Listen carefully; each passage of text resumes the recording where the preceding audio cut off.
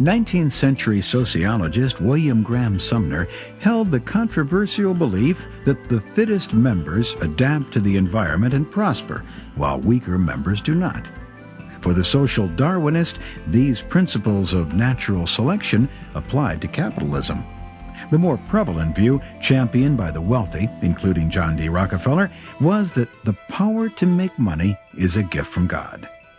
Modern America rose from the foundations laid by men such as Rockefeller, and history views them kindly for their contributions. But despite their wealth, they were often reluctant to share the good fortune with their employees. Employees often worked 12 to 18-hour days. Factories were dark, dirty, and dangerous. Working conditions in many factories were shocking. One Massachusetts textile worker compared the animosity between worker and employer to the former feeling of bitterness between the North and the South. While business tycoons risked huge amounts of money to gamble on technological advances and new markets, they were unwilling to share profits with their workers. Their words reflect the expectations of one Massachusetts employer. "I regard my work people just as I regard my machines. When my machines get old and useless, I replace them. It's the same with these people. As long as they do the work for what I choose to pay, I get out of them what I can." Many factory machines were run by women and children, some as young as 8 years old. These children, who were paid less than adults, were forced to work the same long hours. This was a typical factory workday for children in the textile factories around 1870. Many families depended on the small incomes of their young children to survive in America.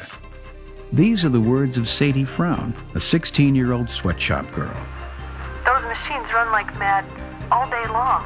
Sometimes my finger gets caught, then the needle goes through it. If it goes through the nail, too, it hurts real bad. But I just tie a rag around it and keep on sewing. Sometimes the finger has to come off. Y'all have accidents like that." If workers complained, they were quickly replaced with other immigrants eager for the work. These conditions planted the seeds for labor reform. The skilled workers, cigar makers, printers, and iron workers began to organize in 1875. Soon after, factory workers also began to unite.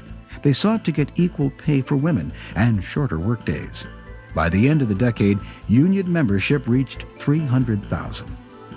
In 1877, pay cuts totaling 20% caused Baltimore and Ohio rail workers to strike. 2/3 of the nation's rail service was affected. 10 workers in Baltimore were killed in the resulting riots. Another 26 in Pittsburgh died, prompting President Rutherford B. Hayes to call out federal troops, thus ending the strike. These events led to the formation of the Knights of Labor in the 1880s, led by Terence Powderly. This organization worked to improve adverse sweatshop and factory conditions and to outlaw child labor. The Knights were at odds with the more conservative American Federation of Labor, a movement headed by Samuel Gompers. Gompers emerged as leader of labor reform, leading the AFL from 1886 until his death in 1924.